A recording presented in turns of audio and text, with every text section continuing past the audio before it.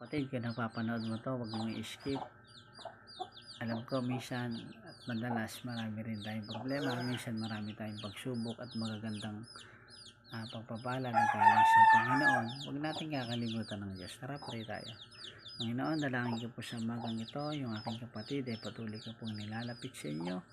Nasa kabilang screen, tulungan niyo po sila.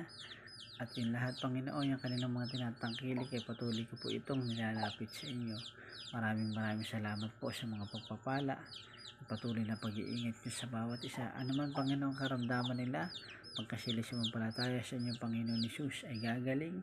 Ano man, Panginoon, yung kanilang pinagdadaanan ay kaya niyo kaming tulungan, Panginoon. Maraming salamat po sa lahat ng oras at pagkakataon. Pinupuri ka po namin, pinasasalamatan sa tanging pangalan ng Panginoon Jesus. Tanging pangalan ng Panginoon Jesus. Amen. Good morning po and God bless you. Mahal po tayo ng Diyos. God bless. Salamat po sa Panginoon.